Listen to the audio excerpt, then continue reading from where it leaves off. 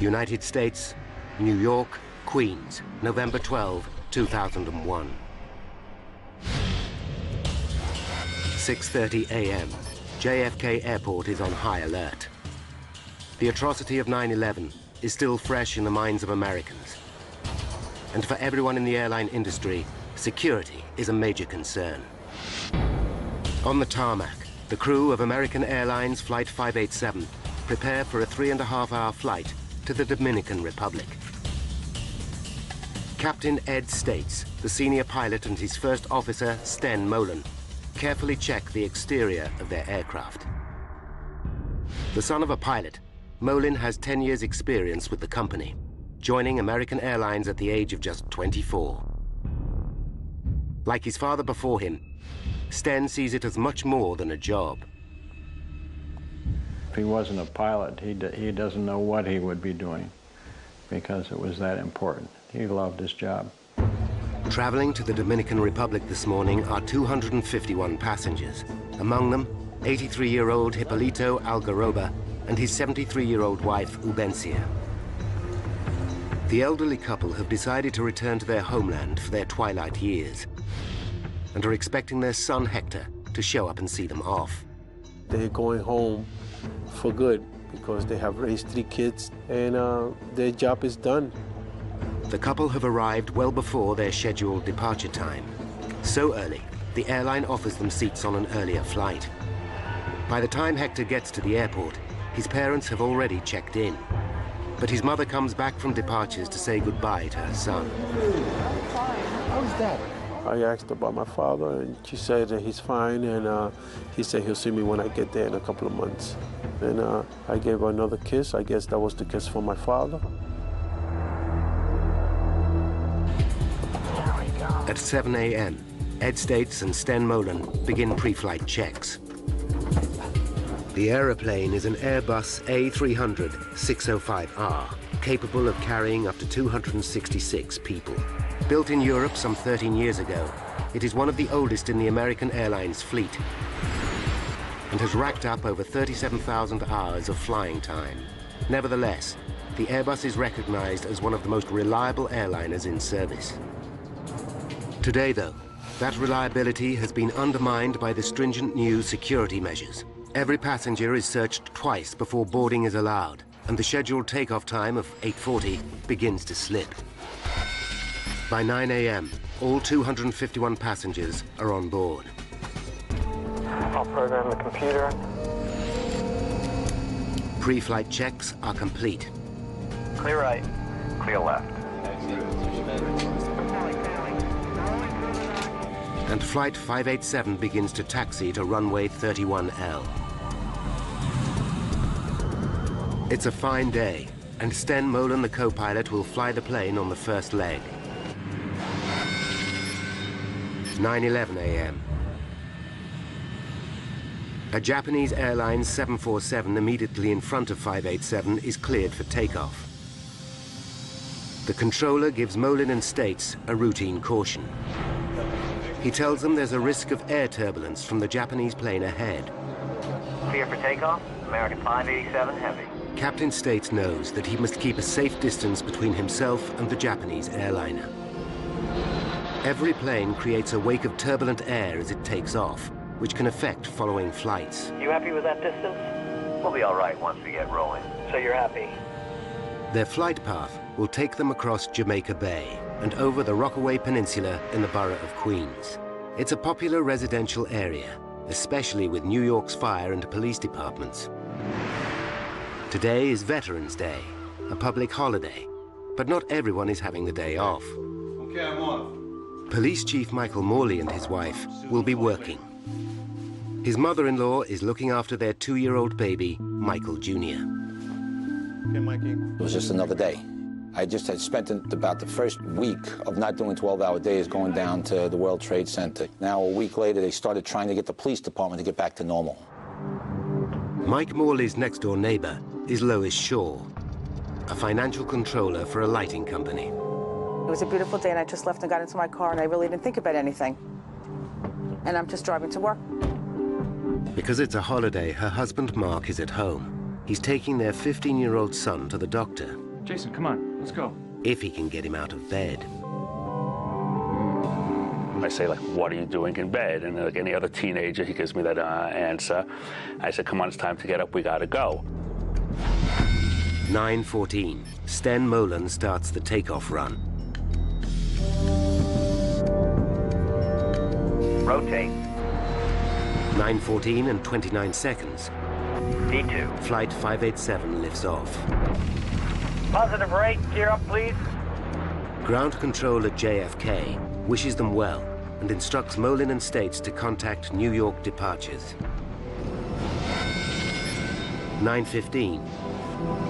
Flight 587 is now at 1,700 feet. The departure controller gives them a navigation fix. New York, American 587, heavy turn left, proceed direct wavy. We'll turn direct wavy, American 587, heavy. 1 second later, the plane begins to shake. The pilots know the turbulence is likely to have come from the Japan Airlines jumbo up ahead. It's a routine hazard, and Molen flies through it. 250, thank you. The captain increases the speed of the plane to 250 knots, the maximum allowable at that height. But seconds later, the plane hits more turbulence. Sten Molen takes decisive action. Using his foot controls, he applies the rudder first to the right and then to the left to try and stabilize the plane. Back power. Again, Molen asks for more power to keep the aircraft under control. You all right? Yeah, I'm fine. Hang on to it. Hang on to it. Full power, please.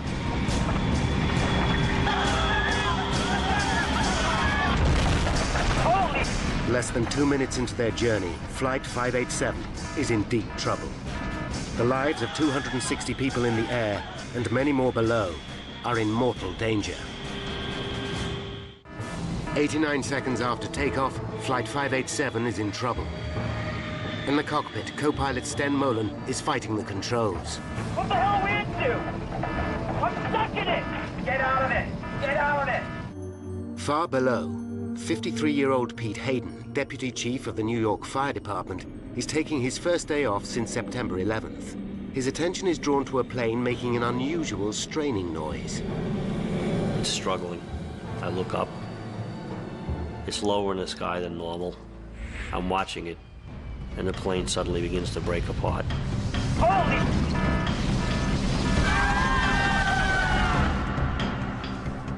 I see the back part of the plane behind the left wing break open. Smoke and flames come out. As the plane spins out of control, the engines shear off.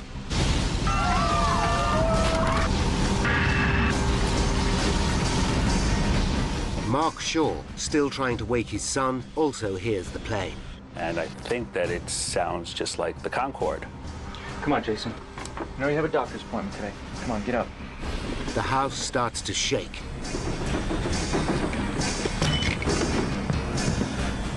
Pete Hayden watches in disbelief.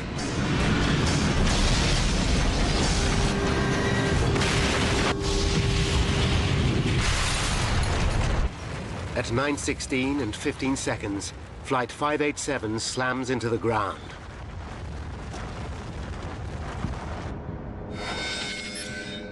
At 9:20 a.m., a pilot who has seen the crash alerts air traffic control at JFK.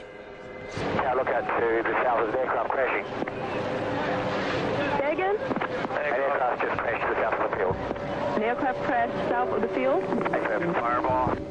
Controllers see a black pall of smoke over the suburb of Rockaway. On the ground, an amateur cameraman captures the horrifying scene. Plane crashed. Where? Into the houses. Houses are crushed and burning. Aircraft parts are everywhere. The whole neighborhood seems to be under attack. One of the first at the scene is Deputy Fire Chief Pete Hayden. There are bodies everywhere, all over the streets, in the yards. some victims still strapped into the seats of the airplane. For Pete Hayden, the scene is all too familiar. It's 9/11 all over again. Only this time, it's his own neighborhood that has been hit. I'm wondering who it is that I know today that was killed. As the full scale of what has happened becomes apparent, residents are in a state of shock. The engine fall down and the belly fall, the pitch the left side and make it straight all the way down. From across New York, emergency services race to Rockaway. Among them, Inspector Michael Morley, who's horrified to hear the plane has crashed close to his own home. His first thought is for his son and his mother-in-law. I know my son is at home. I know my mother-in-law's in the house. So I'm panicking like every other father. You know, I'm thinking, oh my God, what if my kid's killed? What if, I don't know what's going on with my family. Michael Morley's next-door neighbor, Lois Shaw, is traveling to work when she gets a terrifying call from her husband, Mark. What's gone, the house? He's screaming hysterically, the house is burning down. So I just totally freak out, and I'm trying to scream, where's Jason, what's happening? But we get disconnected at this moment. Horrified, Lois heads home. News of the disaster spreads across the city. Roger, I'll have to cut you off. We are just learning from Associated Press that there has been a plane crash in Queens. Hector Algaroba is having breakfast in a diner, having left his parents at the airport. The word that we have is that it is an American Airlines jet. He's not certain which flight his parents caught, but his blood runs cold. Hundreds of firefighters from across the city are now fighting the blaze. Mayor Giuliani arrives to see the damage for himself. We'll do everything we can to help these people, everything. And the president is on top of it. They're alert. They're watching everything else all over the country, so I think people should remain absolutely calm. But New Yorkers believe they are being attacked again. The city is in meltdown. The Empire State Building is evacuated. The United Nations is in partial lockdown. Airports are closed, and all civil aircraft are grounded. Armed F-15 Eagles scramble, and other jets are on strip alert around the country. Tunnels and bridges are closed. The city is gridlocked. Americans fear their worst nightmare is unfolding once more. The plane has crushed 4 houses on the intersection of Newport Avenue and Beach 131st Street. Across the road, 5 more houses are ablaze. One of these belongs to Police Inspector Michael Morley. When he arrives at the scene, he is horrified. There is no sign of either his baby son or his mother-in-law. On his doorstep, 2 of his own officers are waiting for him. Anybody left inside? My mother-in-law was babysitting Mikey. Because I said, my son's in the house. And they said, we looked, there's nobody in there. They thought that maybe I was in there sleeping also. So I said, well, did you look good? And they said, yes. As rescue vehicles race to the scene, roads into Rockaway are gridlocked. Lois Shaw battles desperately to get back to her family and home. I had no idea what I was going to find or what had happened, but I was thinking that I just have to get to my house. I have to get to my house. Michael Morley is in a desperate situation. His own loved ones are lost in the heart of the raging inferno, yet he's also the officer in charge of the scene. I'm just a regular guy, and all of a sudden you're the highest-ranking police officer on the scene of a major catastrophe like this. I knew in a little while the whole police department's going to start responding, and everybody's going to come and be helping out. But for right now, I'm in charge. What do you do? Desperate to find her son, Lois Shaw abandons her car. She runs towards her burning house until she comes to a police cordon. That's my house. I've got to get in there. I've got to... 4 policemen, I remember, holding me back, and I was screaming, let me go. My son is in the house. Let me go. No, my son is in there. My son is in there, too. Please let me through. Michael Morley still has no idea what has happened to his own family. When senior police chiefs arrive, they hear his baby son and mother-in-law are missing.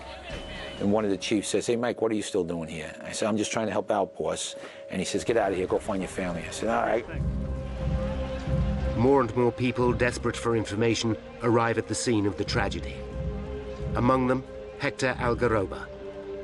He believes his parents were on the plane, but he's praying for a miracle. The hope was somehow all the smoke and all the fire that I'm seeing is from some sort of impact of the plane trying to land. And there has been a lot of people that survive. I'm trying to cling to whatever hope, because the last thing a human being loses in life is hope. In the middle of the carnage, Lois Shaw is still looking for her family. I'm running to see if Jason is alive, and I feel unreal.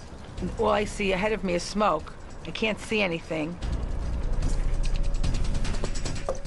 Michael Morley races frantically from house to house, desperately hoping his loved ones will be sheltering with a neighbor. Eleanor! Anybody who's a parent, you lose your kid in a Kmart or a Walmart or something like that, and you just get that panic and your stomach goes into knots and you start sweating, you're getting nervous, and you don't want to think the worst, but you can't think of it, and then just magnify that by, 100 times because a plane crash just was right on your house. Jason, answer me, Mark! Then, Lois Shaw hears the shout she's longing for. And I looked, and that's when I saw Jason and Mark. Lois! Lois, we're over here! Once I saw him alive, at that moment, that was all that I really cared about. Nothing else really mattered. Oh my God, are you okay? Oh, Jason! Jason and his father are alive and well. They got out of the house with seconds to spare. Oh my God, thank God! Oh, thank God, you're okay. Give her a big hug. She was hysterical crying. That's when and then she was like, "What? Are you okay? Are you okay?" I was like I didn't really have any emotions. It was just good to be together. A block away, Michael Morley is still frantically searching when a neighbor calls him over. Hey, Mike, get over here! They're right there! They're right there! I saw him. It was a fantastic feeling because 2 seconds earlier, I'm starting to panic, thinking maybe they really were dead, and you turn around and there they were. My son was crying when he saw me, and you get worked up when your son's crying, and my eyes started getting wet. So I just held him for about 5 minutes. But for each moment of joy, there are 100 of despair. Stan Molin, father of the co-pilot, gets a phone call with devastating news. Until that call came in, you can sort of, hope that it was a different airplane. But that was the oh no, this can't be moment.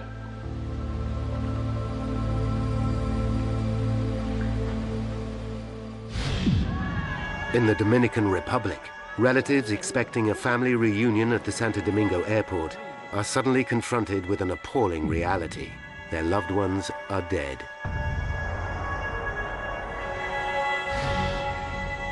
Hector cannot leave until he knows what has happened to his parents. He waits, hoping desperately. With the fire under control, the body count and identification of victims is underway. Mayor Giuliani holds a press conference. We have so far recovered 132 bodies. And as the governor said, there were 255 people and crew members that were listed on the manifest. And I want to again express my sympathy and condolences to everyone involved. After the announcement, Giuliani meets the bereaved families and personally gives Hector the news he is dreading. He hugged me and gave me his condolences by telling me that my parents were on that flight.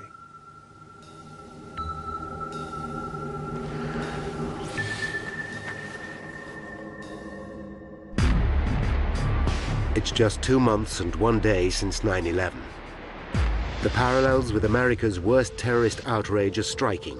America looks to the White House for answers. At 12 p.m., White House Press Secretary Ari Fleischer makes a statement. First, information is always subject to change. We have not ruled anything in, not ruled anything out. Then President Bush interrupts a meeting with Nelson Mandela to make a statement. We sent our FEMA teams over. The FBI is over there. And this investigation is being led by the National Transportation Safety Board to make sure that the facts are fully known to the American people. How did Flight 587 end in catastrophe? Why did one of the most reliable aircraft in service break up in midair and come crashing down on a residential suburb? Now, by going deep into the investigation, we can reveal the facts behind one of the worst aviation disasters in US history, and how the truth sent shockwaves through the entire industry.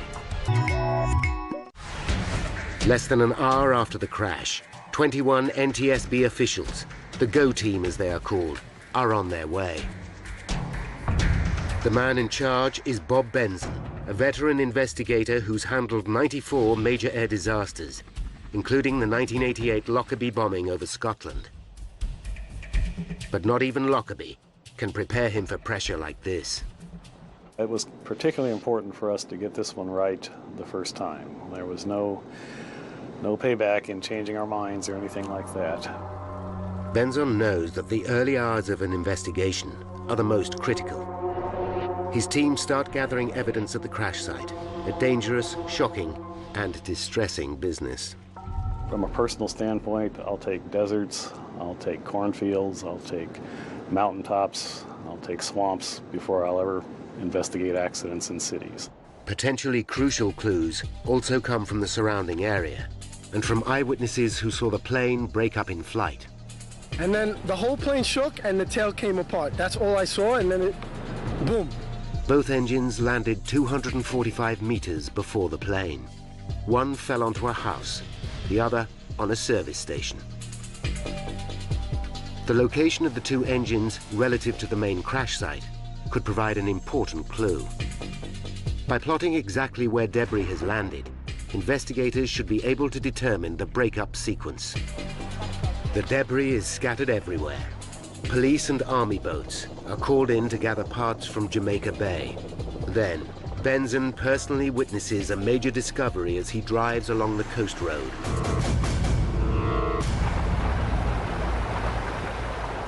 A crane is lifting the tail fin from the water. That really got our attention. The tail fin is an essential component of the aircraft. Without it, an airliner simply cannot fly.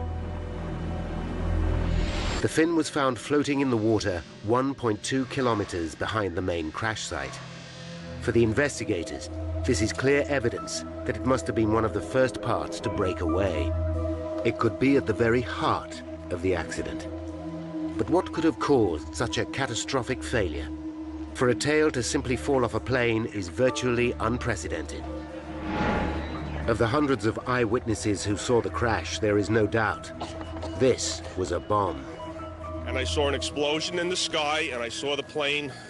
It looked like one of its wings fell off. Just aiming for the ground, and I felt an impact, and then I saw smoke. Well, my neighbor was yelling, "Take cover," and I really thought, this is it, they've started bombing now.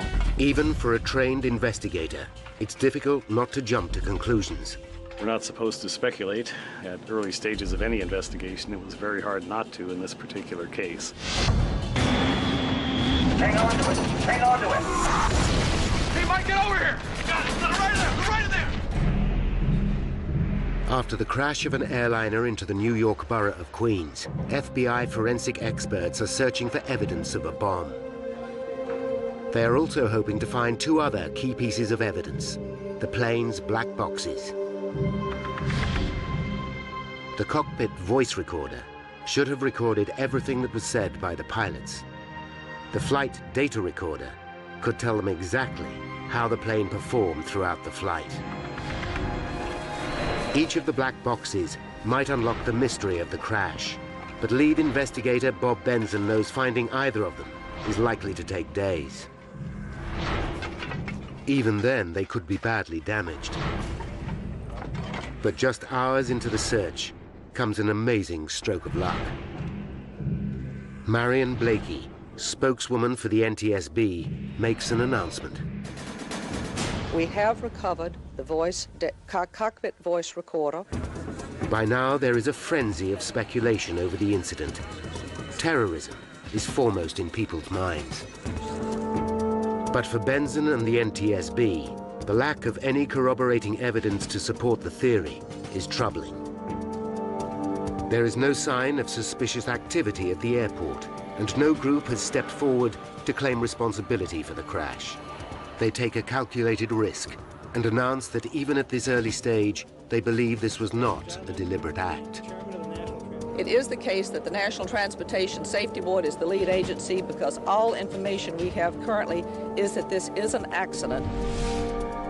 The plan backfires. Suspicious New Yorkers start to wonder if this is a cover-up. The NTSB takes steps to reassure the public. Should there be any indications of criminal activity, we will certainly make certain that the public knows as soon as we are aware of that, and the investigation would change at that point appropriately. For Benson and his team, the pressure is mounting. Finding the cockpit voice recorder is a huge step forward. With one of the black boxes and the tail fin in his possession, hopes are high they will be able to piece together the reasons behind the crash. Although the recorder is damaged, the tape is still intact and is rushed to NTSB headquarters in Washington. Away from the glare of the media, investigators start to analyze the chilling final moments of the flight. Let's go for power, please. Every word, every sound is carefully analyzed. 89 seconds into the flight comes a chilling sound on the tape. There is a loud bang. Immediately afterwards, the crew can be heard struggling with the controls. You all right? Yeah, I'm fine. Hang on to it. Hang on to it. Could this bang be the sound of an explosion? Perhaps there was a bomb after all. With the second black box, the flight data recorder still missing in the smoking wreckage, Benson knows that the truth will be hard to find. Without that, it makes telling the story more speculative and more difficult. For 2 days, investigators hunt through mountains of debris for the vital recorder. But instead of where they are looking, the next lead comes from 3 kilometers away. A pair of security cameras on the Triborough Bridge have captured the last moments of the aircraft.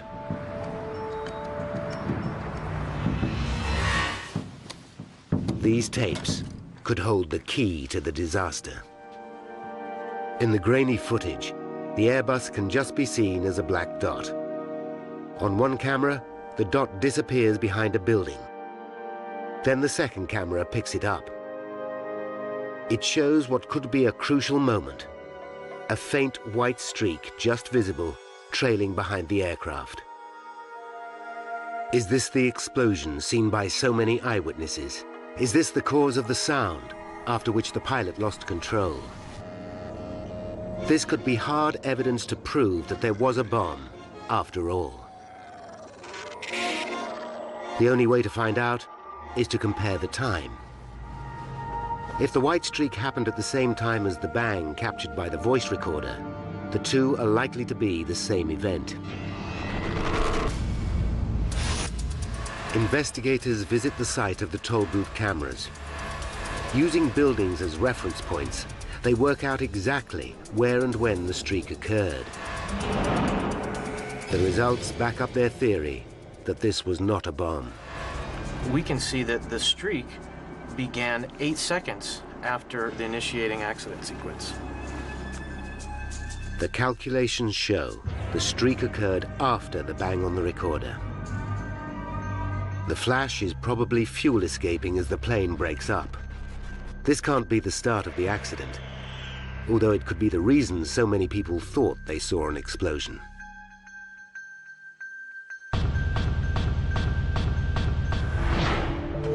Then, back at the crash site, comes a dramatic development.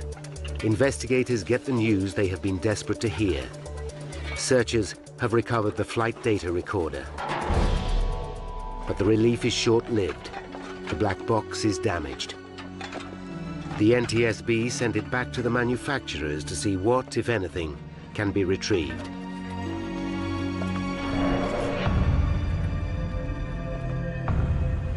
Now, the tail fin that was found floating in Jamaica Bay is starting to yield vital clues. The first thing investigators notice is that the fin is built from a high-tech material called reinforced carbon fiber composite. Often used in racing cars and sports equipment, composites consist of layers of carbon fibers bound tightly together with resin. The A300-600 was one of the earliest civil aircraft to feature this high-strength material, and it's used in many areas of the plane. But when investigators look closely, immediately alarm bells begin to ring.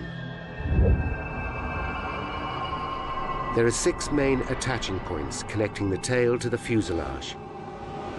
All 6 have given way. There has never been a plane crash caused by a composite failure, but Benson can rule nothing out. You have to imagine a force large enough to break 6 attaching points made out of one of the strongest materials in the world, 6 of these holding the vertical stabilizer on, and all of them broke. So the forces had to be just tremendous. The detail of the failure is what worries the team. Plans show how each of the 6 attaching points has 2 lugs. One made from aluminium, the other from composites, connected by a titanium bolt. The damage shows that the metal lugs and the bolts remained intact, but the composite lugs all gave way. Benson has to consider the appalling prospect that the composite material itself may be faulty. With 240 similar planes still in service and thousands more using similar technology, it would have huge implications throughout the aviation industry. If there's something that the composite creators or designers missed 25 years ago, it's now just starting to rear its ugly head. That's bad news for a lot of airplanes that are already flying. Proving that the carbon fiber is to blame will need hard physical evidence. Benson urgently dispatches the stabilizer to specialist labs at NASA to see if they can detect any weakness. Using scanning electron microscopes, experts check over 3,000 square centimeters of surface, magnifying the material by up to 5,000 times as they search for any imperfection. It's a painstakingly slow process, and the pressure is building on Benson and his team all the time. It keeps you awake at night. You've got a lot riding on these things, and the eyes of the world initially, and then later on the eyes, at least of the aviation industry, are on us. The pressure is also growing on Airbus. Is the design of their aircraft at fault? Has there been an error during assembly? They scrutinize every lug, bolt, and fitting on the tail, including the vertical stabilizer, as it is called. After hundreds of hours of work studying Airbus's design and construction methods, NASA and NTSB scientists finally give the plane a clean bill of health. They can find nothing wrong with the aircraft or the materials used to build it. While the news is welcome, it only serves to deepen the mystery. Although we were relieved in that aspect, we knew we had a long row ahead of us because we still had no idea why the vertical stabilizer really came off. Then, just as the investigation seems to have stalled, comes a vital turning point. Information from the damaged flight data recorder has at last been retrieved. I was very, very relieved. But no one is prepared for the startling picture that the flight data recorder will give. The focus of the entire investigation suddenly shifts from the machine to the man flying it, co-pilot Sten Molen. 83 seconds after takeoff, the recorder shows that Molen applied 5 extreme movements of the rudder, causing the plane to lurch violently from side to side. The plane slips sideways to its direction of travel, first one way and then the other. I've looked at a lot of flight data readouts in my time. I've never, ever seen that particular type of activity occur. They realized that traveling at nearly 470 kilometers per hour, the aerodynamic stresses on the 130-ton Airbus would have been extraordinary. They were virtually unprecedented to us. We were amazed. It seems as though on the fifth movement of the rudder, the entire tail fin broke off. The implication is extraordinary. Simply by manipulating the controls, the pilot broke the aircraft.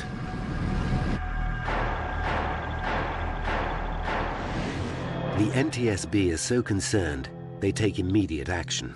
On February 8th, 2002, they issue a special warning to all pilots of this new danger. But the board have yet to prove that the tail came off simply due to aerodynamic forces. Many pilots doubt that such a thing is possible.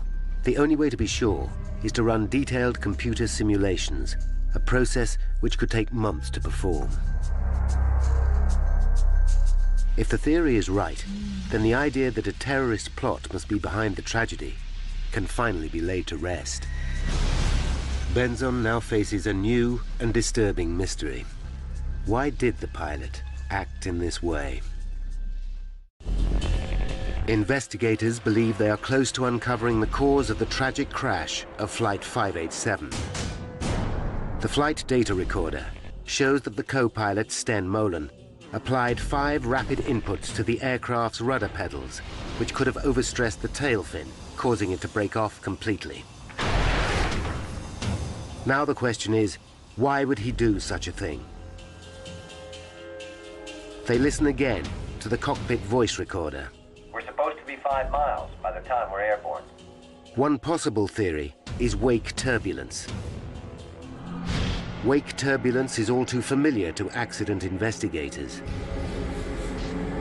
It's a region of spinning air left behind as a plane passes. These vortices can sometimes turn a following plane upside down. But the team quickly realized that this cannot be the cause of the crash. The turbulence was not strong enough to seriously affect a plane the size of the Airbus. The bigger the airplane, the less effect wake turbulence has on it. A300 is a pretty big airplane. Then comes evidence which changes everything. The investigation team interview Molen's friends and colleagues, and they discover a vital piece of information. A pilot and former colleague recalls an earlier trip with Molen. During an encounter with turbulence, he used the rudder aggressively, even though there was no apparent risk to the plane. The evidence is conclusive. Molen had reacted in the same way before. When those pilots came forward and told us about the first officer's propensity to overreact on the rudders, that was a eureka moment for us. But the revelations don't stop there. When questioned at the time, Molen said he had been trained to use the rudder in this way by American Airlines. If this is true, it raises serious concerns for Benzon and the team. One would assume that if many pilots go through the same training program with some flaws in it, then a lot of pilots have wrong ideas about how to fly an airplane. With 712 planes in service with American Airlines, Benzon must quickly establish where the truth lies. The airline confirms one of their programs does indeed teach pilots to use the rudder to recover from unusual situations, as seen in this training video. And if you don't put that rudder in, what's going to happen? When you get to this portion of the roll, she's going to slice out just like that. Next, Benzon looks at the other tools used to train the pilots, particularly the high-tech flight simulators. Here, pilots are taught to react to a range of emergencies, including wake turbulence. In one of those scenarios, Benzon discovers that the pilots learned to use the rudder very aggressively. The flight simulator program had even been altered to encourage the use of the rudder, particularly when the plane was banking to the right or the left. Airbus themselves had already written to the airline saying this practice was a cause for concern. The classroom work told pilots that it was permissible to use the rudder to escape from unusual attitude situations, and perhaps more importantly in the simulator, they were taught to use the rudder very, very aggressively to recover from unusual attitudes. The finding causes controversy. At a public hearing, American Airlines claimed that Airbus had not explained there were limits to the use of the rudder. I didn't know you couldn't do that. You couldn't do what? Be aggressive with the controls. The airline also claims that the rudder system on the aircraft was very sensitive, and that pilots might not be aware how much rudder they were really applying. The NTSB investigate and discover the rudder control system is highly sensitive. What's more, the controls of the plane become more sensitive as the plane increases speed. On the ground, the rudder pedal has to be depressed by 10 centimeters to get maximum deflection. But when flying at high speed, that distance reduces to just 4 centimeters. NTSB officials are shocked to find that this system is not explained in training manuals. There was an apparent gap between what the manufacturers knew about the rudder sensitivity of the airplane and what was filtering down to the folks that actually flew them. Then finally come the results from the analysis of Molin's 5 rudder inputs. They confirm what nobody really wants to believe, that it's indeed possible to tear the tail fin from an aircraft in flight by stamping violently on the foot pedals. Now Benson and the team can see exactly what happened to Flight 587. Step by step, they have pieced together the key events that led to the tragedy.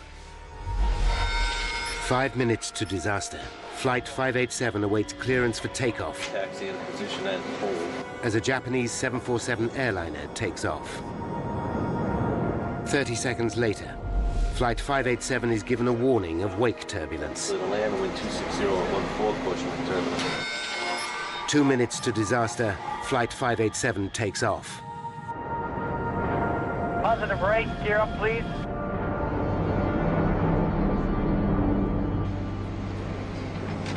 One minute to disaster, 587 encounters turbulence for the first time. Sten Molen flies through it. 30 seconds to disaster, 587 hits a second, larger wave of turbulence. The plane is now banking to the left, reminding Molen of his simulator training. Rudder movement. Not realizing how sensitive the rudder system becomes in flight, Molen stamps on the pedal, causing maximum rudder deflection. The plane swings violently to the right, placing enormous loads on the tail fin. Investigators believe that an astonished Molen thinks that the plane is reacting to the wake turbulence. He doesn't realize that his own use of the rudder causes the violent movement. Molen immediately slams the rudder pedal into the opposite position. The plane now swings violently back to the left, placing another enormous load on the tail. Both Molen and States believe the plane is somehow caught in the turbulence. What the hell are we into? I'm stuck in it! Get out of it! And in a desperate attempt to get control, Molen applies another rudder input, this time to the right. Now, thoroughly disorientated, Molen again applies full rudder. 587 is now on the brink of disaster. Finally, on the 5th rudder input, all 6 lugs connecting the tail to the fuselage tear apart. The plane is now doomed. Terrified passengers and crew can have no idea what is happening. Huge G-forces rip both engines away.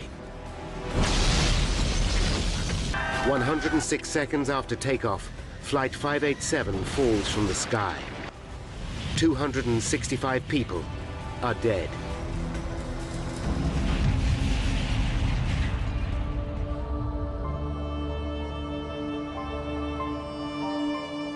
Important lessons have been learned from the tragedy. Airbus have issued a bulletin reminding pilots how to use the rudder, and American Airlines have modified their training program.